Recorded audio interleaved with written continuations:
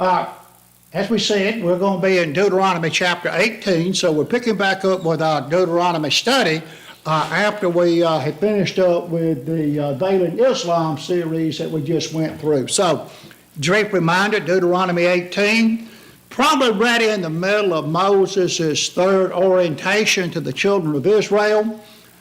We know that it's divided into four sections, four different orientations or orations.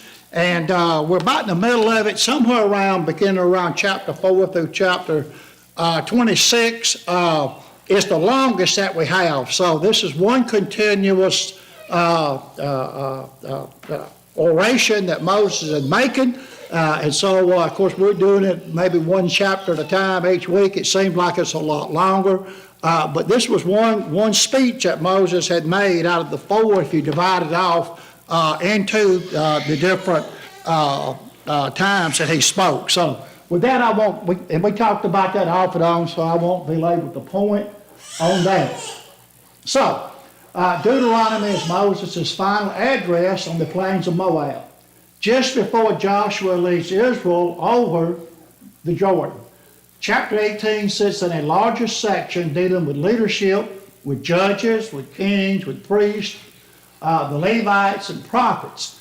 God is shaping a nation that will reflect His character at every level of society. So, as we talked before, this really in a lot of ways maybe is a reminder to the generation that has come that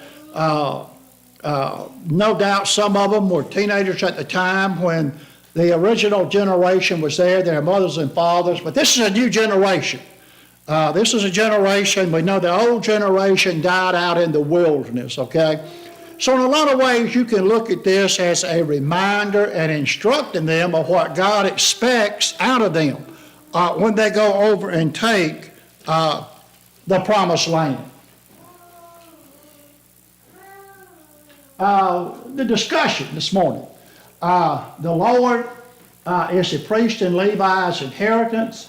Abominations are the nations to be avoided, and Christ the prophet is to be heard. So this is kind of what chapter 18 deals with. Provisions for the priests and Levites. Verses 1 through 8. Read, I'll start with you. Would you read verses 1 through 8? The Levitical priests, all the tribe of Levi, shall have no portion or inheritance with Israel. They shall eat the Lord's food offerings as their inheritance. They shall have no inheritance among their brothers. The Lord is their inheritance as He promised them. And this shall be the priest's due from the people and those offering the sacrifice, whether an ox or a sheep. They shall give to the priest the shoulder and the two cheeks and the stomach. The first fruits of your grain, of your wine, of your oil, the first fleece of your sheep you shall give him. For the Lord your God has chosen him out of all your tribes to stand and minister in the name of the Lord, him and his sons for all time. And if the Levite comes from any of your towns out of all Israel where he lives, and he may come where he desires, to the place where the Lord will choose, and the ministers in the name of the Lord his God, like all his fellow Levites who stand and minister therefore before the Lord, then he may have equal portions to eat, besides what he receives from the sale of his patrimony. Okay, so here again, as we said, and some of this we've already studied and looked at. We know when we went through the last part of Exodus, we went through Leviticus and some of Numbers, it covered a lot of the Lord's inheritance to these people.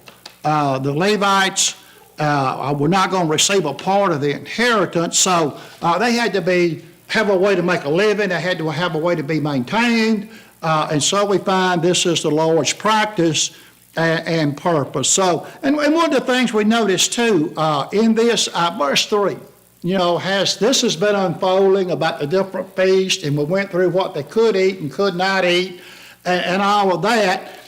Didn't notice or don't remember noticing that God had given some specific instructions about what Israel is to give to the priest. Notice in verse 3, and this shall be the priest's due from the people, from them that offer a sacrifice, whether it be an ox or the sheep. And they shall give unto the priest the shoulder and two cheeks and the maw. I thought it was kind of interesting, when God said, okay, this is going to be the part for the priest.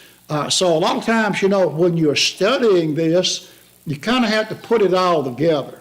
It's like a lot of times in the Bible, you can take just one verse and kind of run with it and maybe miss the whole contextual meaning of the whole thing. So God here, as we said, is making provisions for these Levites, and we had talked about that in great detail in other lessons, and I really didn't want to go back because there's a whole lot more to this than what we have that we can see here. So, the tribe of Levi receives no farmland in Canaan. Instead, the Lord is their inheritance. The people must give the priest the shoulder, cheek, and stomach of every sacrificed animal, along with the first fruits of grain, wine, oil, and wool. A Levite who leaves his hometown for a central sanctuary may serve there as just equally with his fellow Levites. So, God has got this, maybe a Levite moves from one location to another location, he's still to share in that portion. So, we find that the provision here is laid down for them to take care of the priesthood. Verses 9 through 14, pagan practice is forbidden. Have we noticed, go ahead, Rick. Real quick on that 1 through 8. Notice this, he says, of every sacrifice. Mm-hmm. He gets the shoulder, he gets the two cheeks, he gets the stomach, and the portion out of even the grain offering. Oh, yeah. First fleece, all those things. They're probably the richest tribe out of all of Israel. Very good thought. That's right. By any means. Right. They're not lacking for anything, Reed. Thousands of Right. sacrifices. And when you go back and look at that, when you go back to the book of Leviticus and all like that and look at it, they well taken care of, okay? I mean, that's a very good point. They were probably, looking at it from that standpoint, you got a good point there, being the most wealthiest out of all the tribes. Because you're getting the first wool, first grain, you're getting all the, and there's a lot of usage they had for the stomachs as far as food preparation, storage, and things of that nature. A lot of times when we think about the intestine part, first thing we think about, Jeff, is chitlins. Well, I don't know if they were eating any chitlins, to be honest with you. I may have in some of the ox and all, but a lot of that had to do with the storage of food. I don't know if you've ever noticed on some of your smoked sausage packages, if you read the ingredients, a lot of times they'll use sheep and pig intestines to pack the sausage in. The boudin, a lot of times, which is sausage and rice of Louisiana origin, a lot of times that's packed in there, okay? So they had a lot of usage for this, more than just maybe using it for food, okay? So, but yeah, very good point, very good point. Over in the New Testament, Paul talks about how it's his right to rob from the churches. Over in the New Testament, Paul talks about how it's his right to rob from the churches. Right. To be able to provide for the ministry of the gospel for his. Oh yeah, oh yeah. For his going about, but then also, the laborers where they was hired, don't muzzle the ox. That's it. Breaks the grain. This principle of taking care of the priesthood, and I'll bleed that over into the New Testament too, of taking care of the ministers of the gospel. I mean, that was in God's plan the whole time. They that live with the gospel do what? Eat of the gospel. And when I say eat of the gospel, not necessarily the word, but from the provisions that congregations and Christians make for these people. I'm going to tell you something. And most of you know this, even on going to work standard. But if you're a gospel preacher, from the minute you step out your door, expenses start. You know, if you're traveling, I'm looking at it from the expenses are there even if you stay home. But what I'm saying, once you start traveling, you don't realize how expensive that can be. Okay, so yeah, God's made provisions for this. Years and years and years ago, I had a meeting up in, I think it was northern Kentucky, might have been eastern Tennessee. And I thought, well, I'm just going to track what it's going to cost me, you know, and just out of curiosity. And yeah, believe it or not, a 3-day meeting can be very expensive when you doing it out of your pocket, you know what I mean? And you know, the brethrens at these congregations, they're really good and really nice about things, but a lot of them, we're very blessed here. We don't realize what's out there until you get on the road and look and see. A lot of places, you know, they just don't have the financial means, you know, they don't mind giving you a little something, but I can tell you right now, Eric, did it cover all the expenses? No. And I wasn't asking for anything. Okay, don't take what I'm saying, but to drive home your point, yes, it is expensive to get out on the road, much less be at home to carry the gospel. And so it was in Paul's day. I mean, you know, if they didn't have what we call convenience stores back then, they had things like roadhouses, okay, where you could go get food, maybe some lodging and things like that, okay? Well, if you walk in a roadhouse and get you well, they didn't have Coke back then, we'll just say something to drink, and a bag of meat skins or a pot of meat skins, what'd you have to do? Had to pay for it. So see, everything costs that. Yeah, very good point. God takes care of those that obey him, doesn't he? You know, so good comment. I appreciate that. Verses 9 through 14, Reed Griffith, we fix to get into something, and we see this repeated. Jeff, seems like every other chapter, or every other thought about these pagan practices, you know, not getting involved with those people around about you, okay? So go ahead and read 9 through 14 about these pagan practices.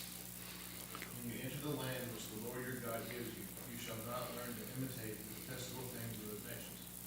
There shall not be found among you anyone who makes his son or his daughter pass through the fire, one who uses divination, one who practices witchcraft, or one who interprets omens or sorcery, or one who casts a spell, or a medium or a spiritist, or one who calls up the dead.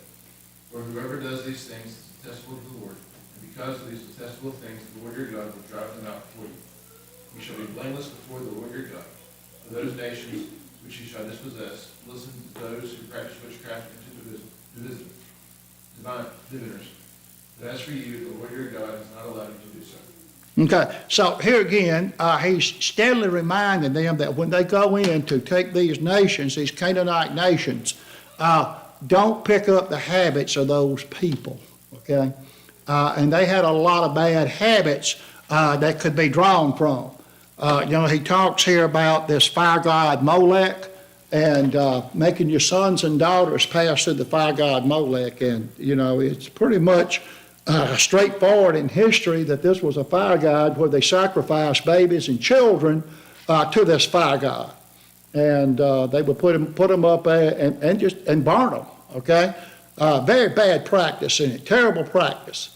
But we find human sacrifices on the scale up and down from children to adults is not unheard of in pagan cultures. We know the Aztecs and Indians over here on this side of the hemisphere were bad about that. That was one of the things they practiced was human sacrifices to the different false gods. So God doesn't want them to pick it. Those are the abominations, okay?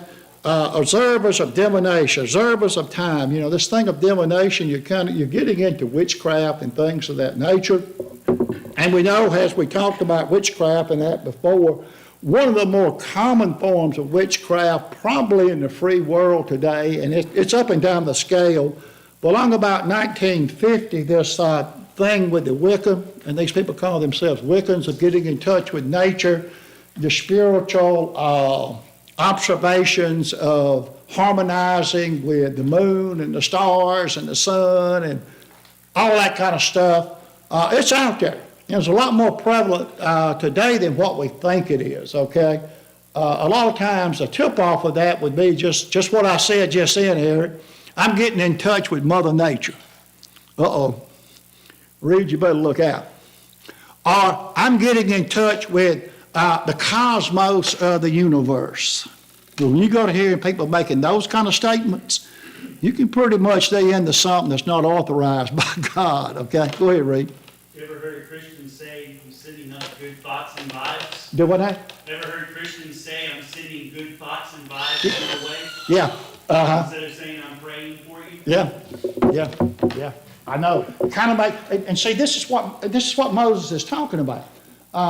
these things, if you're not careful, wind up in the church, don't they? Because it's influence of the outside world. And this is where you have to have people in the church. I'm going to say generic. I'm not going to put all the onus on the elders and deacons on this one. Need to know the Bible. That's where it all comes from, okay?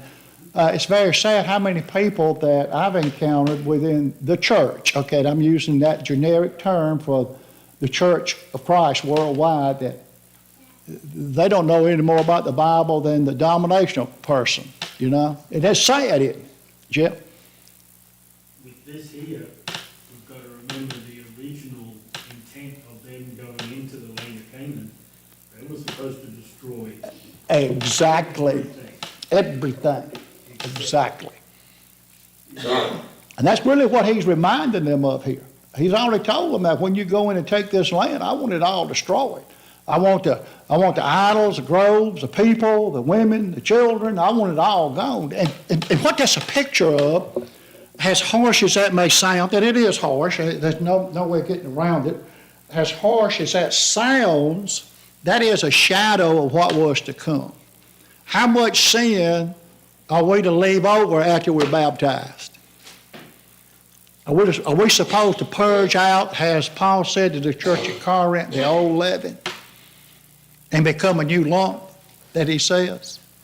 So see, all that's got to be purged out, and that's true today, okay? That God does not want any sin to remain within our lives. Now, is that something that happens overnight? Did Israel conquer the promised land overnight? No. It was a working process, wasn't it? So as you grow in the gospel, guess what else you grow in? You begin to realize, well, I need to put this off, and this off, and this off. And Reed, I use this a lot of times because it's something to stop and think about. From the time that Abraham was called from the earth, out of Iraq, what we call today, until the time that God told him to sacrifice Isaac was a space of 50 years. Now, suppose God had told Abraham 3 or 4 or 5 years out, oh, by the way, you're going to have a promised son, but I'm going to have you sacrifice him. Read what Abraham's reaction might have been. His faith wasn't strong at that time because that was several times Abraham stumbled in the process. But as he trusted God and learned to trust God and put his hope and expectations in God, and as his faith grew, what else grew? The outcast of the different sins and things in his life, you know. And we don't like to think about this, but you know, early on in Abraham's life and Isaac's life, you know, these people still, as we saw, when we went through all that in the book of Genesis, you know, sometimes there was still a little bit of idolatry laying around the edge with these people. They didn't get it all at one time, Jill, you know. So sometimes I think our expectations as older Christians that's been around for a while, we sometimes maybe have too much of an expectation on those that just have come out of the watery grave of baptism. You had to grow. I had to grow, right? Well, they're going to have to grow. So I know a situation, Reed, that kind of got me off on a tangent, where maybe a young boy and girl, a young man and woman being baptized in the church, and then the next weekend, now I'm talking about a real case here, now the next weekend, they didn't attend services because they had went on vacation. Guess what the elders in the church did? Withdraw from them. Yeah. You see what I'm saying? Well, you know, to me, there's several things that's got to happen before that even starts. They're new babes in Christ. How much study have you done with them about that particular subject?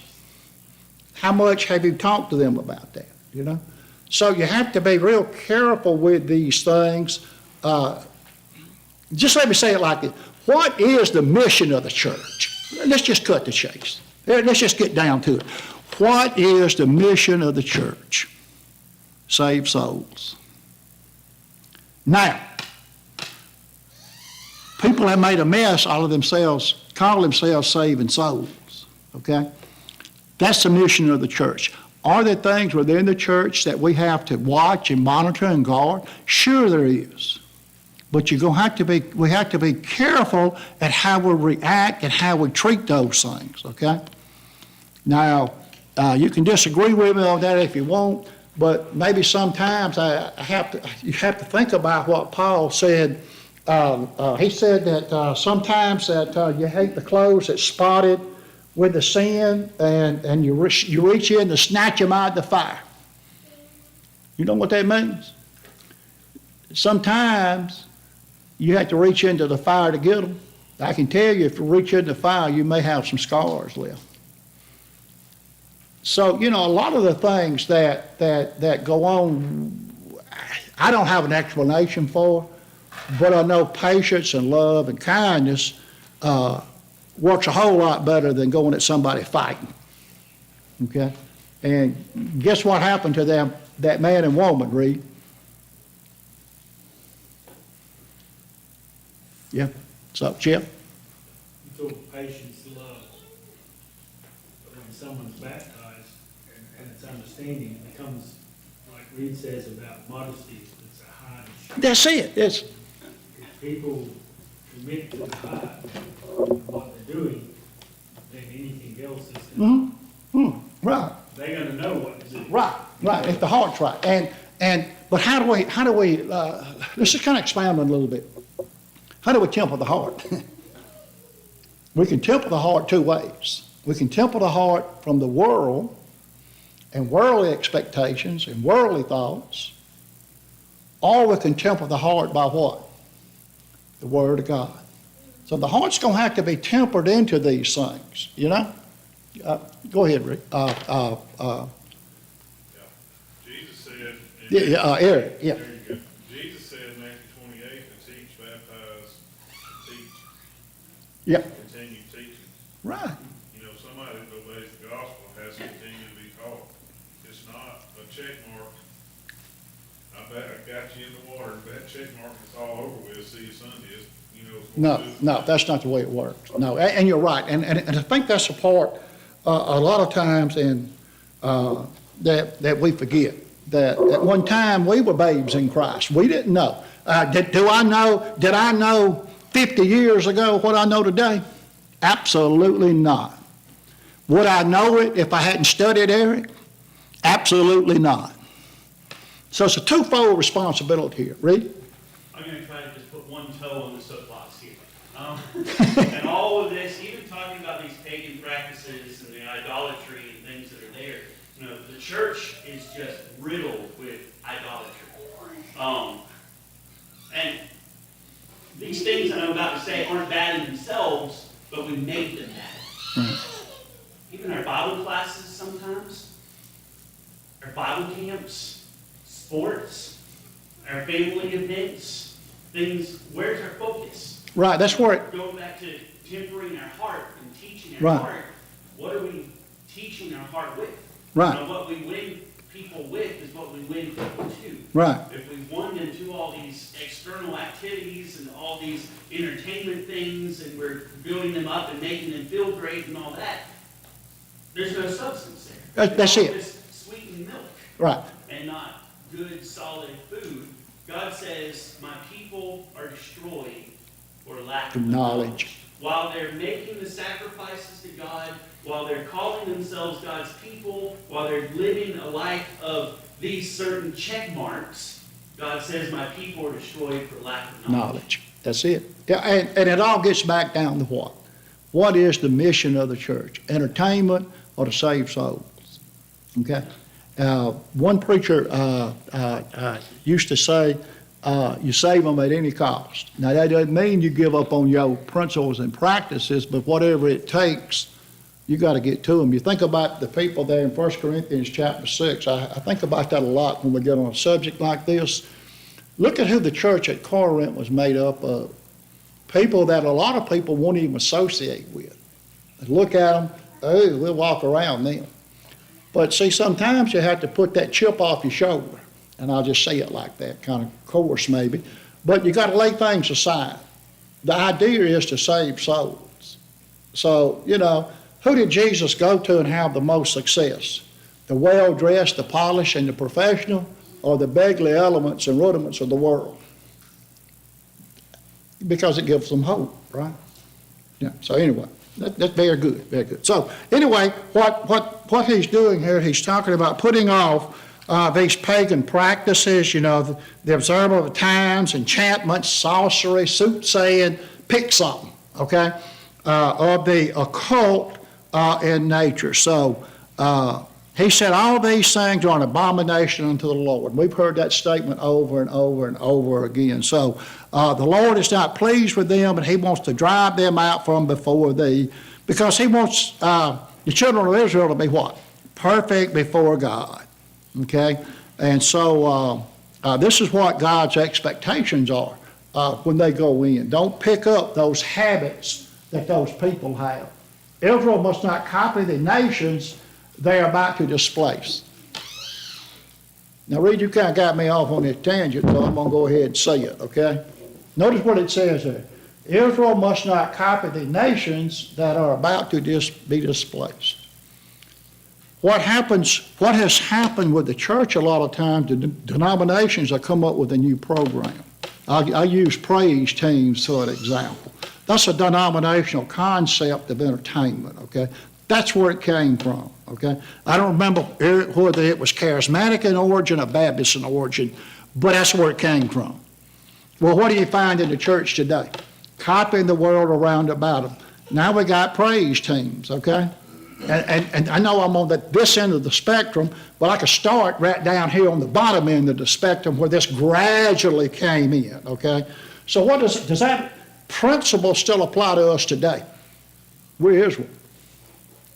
You had something you want to say? A while back, there used to be a catalog that come out. It was a church supply, Bible class material catalog, and it was denominational. And it's funny, you could watch all the VBSs around the areas that the denominations would buy this Vacation Bible School package, and the Church of Christ would go right along. Right behind. They have the exact same VBS as the Baptist church down the road, or the Methodist, Right. or whatever. Right. And I know you've probably noticed it, and in my short time I've noticed it, that whatever the denominations are doing, give it 10 years, and the Church of Christ will be fully. Exactly. And that's what I've noticed. I mean, that's, like I said, I'm on this end of the spectrum where we're at currently, but you could go down here and start at the bottom and work your way up as a gradual thing. And once it starts, it's kind of like an upside-down pyramid. It may start as a speck, but then what happens, it has a tendency to do this. And in the end, you can't tell the church from the world. Okay? So, Jill? The devil doesn't, his word, he doesn't have to actually get us to do it. He just got to get us to think about it and get our focus on God. Right. To the, And, the saying in the New Testament is the wolves in sheep's clothing. I mean, he only needs to do just a little bit. right. Just a little bit, and all of a sudden we fall into it. Bam, there you are. And, We don't know what's happening.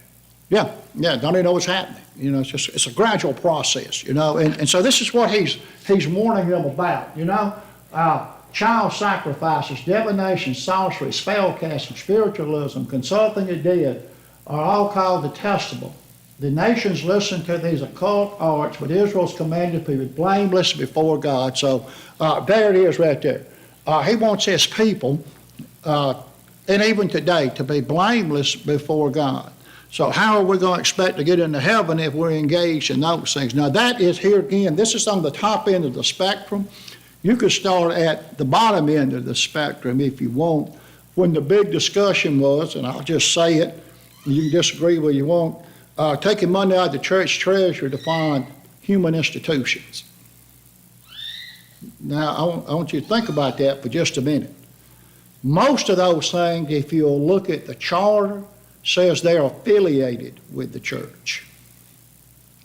There's a big difference between being a direct and affiliation. That's why money comes in from all different streams of that organization. Now, like I say, you can disagree with me on that if you want. That's fine and okay, but it's just the bare bones facts. That's an institution set up by man. When you set up an institution by man, Eric, guess what the first thing you gotta have?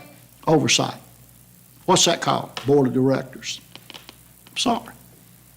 All right, then from there, it just goes on down. I mean, you gotta have a way to govern it, okay? And I, you know, like I say, we could start down here and work our way up. At one time, I didn't see anything wrong with all these institutions and orphan homes and hospitals and things of that nature. But Reed, what becomes the priority? Just went through a thing there in Montgomery about, and the whole bottom line, when you read the letters and all that we got, and we went over to one of the meetings, all had to do with the trying to get along together in funding what? The university. That was the bottom line. You ain't heard nothing else about it, have you? The funding must have come through, mustn't it? Even though I agree with what was said in the meeting, my thought was, well, hold to that principle, okay? That's what's happened. Now, anybody watching this broadcast, you send them to me, and I'll go through that with them too. That's just, okay?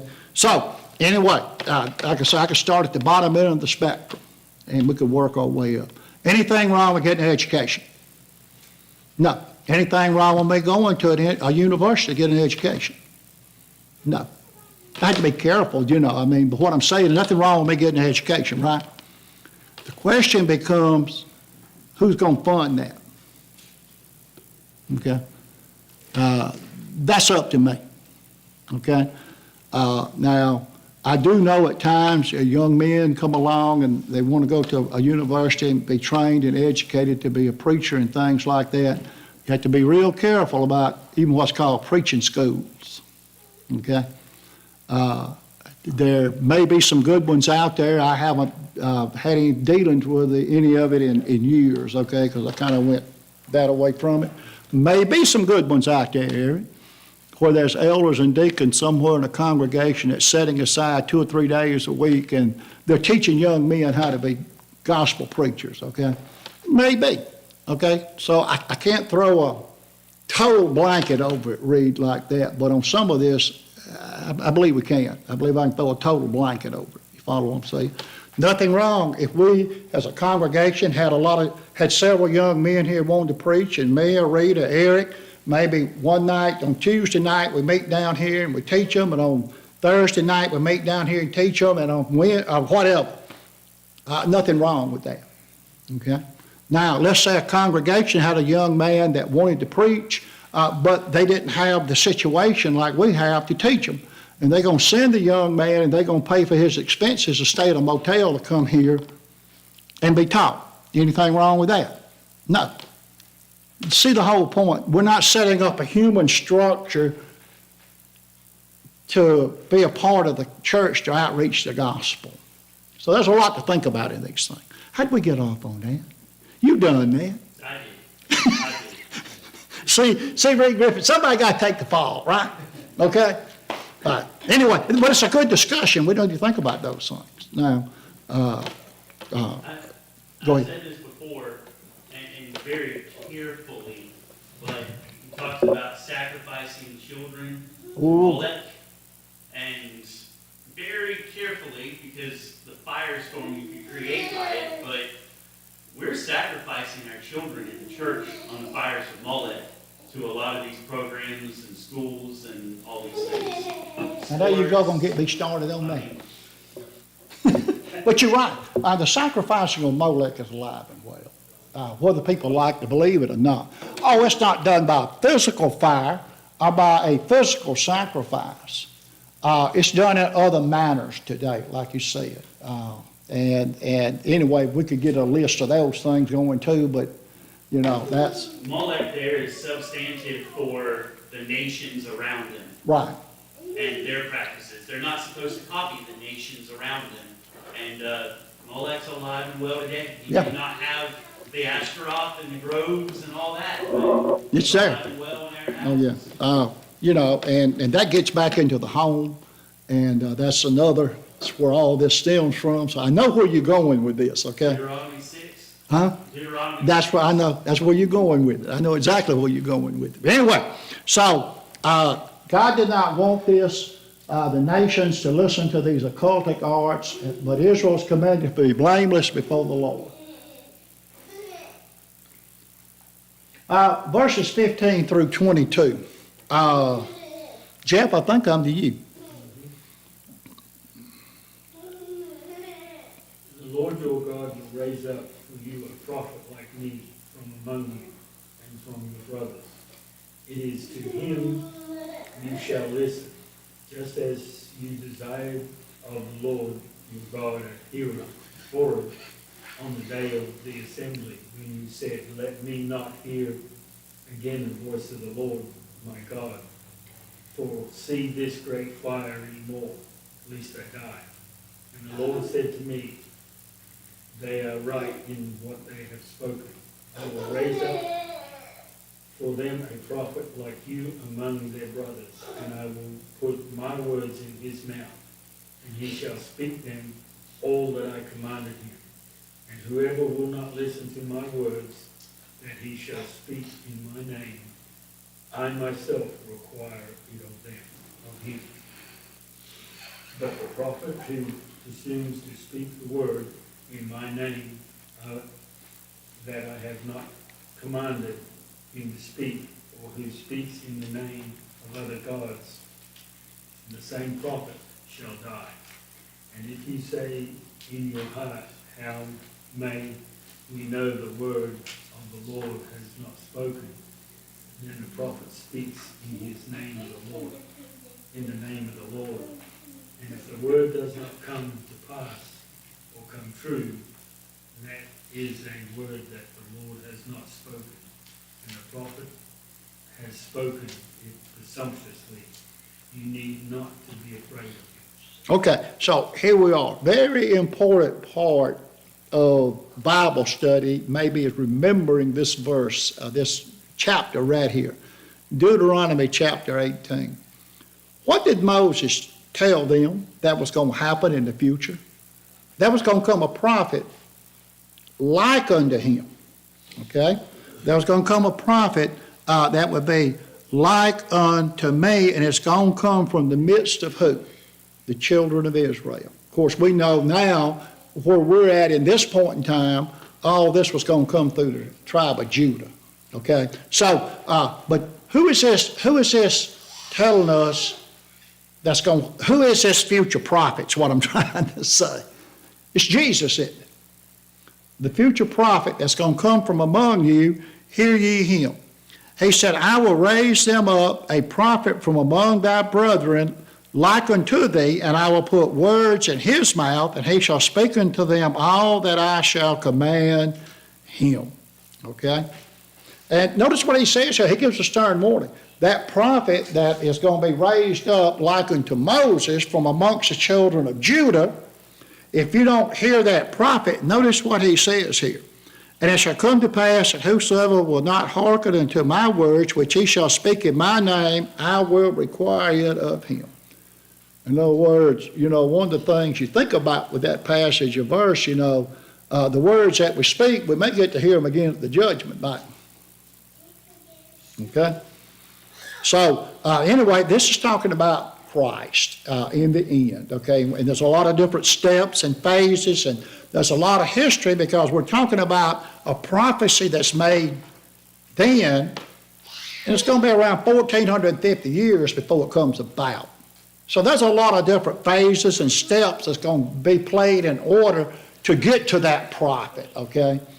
So that would be a study within its own self, and I'm about out of time, and I wanted to finish this chapter up if we could. So, one of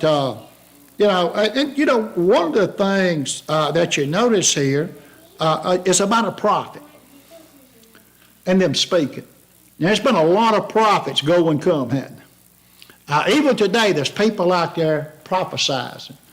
Our grandson Eli is dealing with a man right now that he's been talking with and is close to about this very thing about he believes that people can still prophesy somewhat, okay? It's been a real interesting, it's been a real interesting interaction between, but I told him, this is good, this is how you learn, okay? Anyway, so, but if that prophet which shall presume to speak a word in my name, which I have not commanded him to speak, or shall speak in the name of that gods, even that prophet shall die. So what were they to do with these prophets? We're going to find when we look at the bigger picture, and we've already covered it some, they would take them out and stone them, wouldn't they? Okay? So we find that there are prophets out there. I remember, I don't know in the year 2026 who the latest and greatest prophets is. I know in my day, because I have some of his books and stuff, it was Hal Lindsey, the late great planet Earth, among others, okay? Well, he prophesied about the end of time and who was going to be what they call the Antichrist, which is misunderstood, and the tribulation. He had maps of how all this was going to flow, and the Medigo, and the blood going to run deep as a horse. Anyway, well, after Henry Kissinger passed away and Richard Nixon and all those guys passed away, you didn't hear nothing out of Hal Lindsey for a few years. Then he wrote another book. Okay? So, but anyway, Eric, what did that make Hal Lindsey? False prophet, didn't it? Okay? So that's one I know of that was kind of big when I was coming along, that everybody kind of. So anyway, now I want to tell you something about him. He has just enough facts within his books. This is the way they work. Just enough facts within his books to be confusing. There's really good historical data in what he's got in that book, or in those books. But that's it, okay? Okay? Jeff, there is no value as far as the gospel. Just that little bit. That's it. Just that little sprinkle, just enough to make people say, he may be on to something, because he's factually right about this historical event that took place in the Bible, right? Still don't make him a true prophet. So anyway, I'm about to stop right there, and we'll get into chapter. I was going to do the practical applications, but I think we'll wait because we're out of time. We may pick that up just briefly next week, but we'll get into chapter 19 definitely. So we'll get ready for the worship service.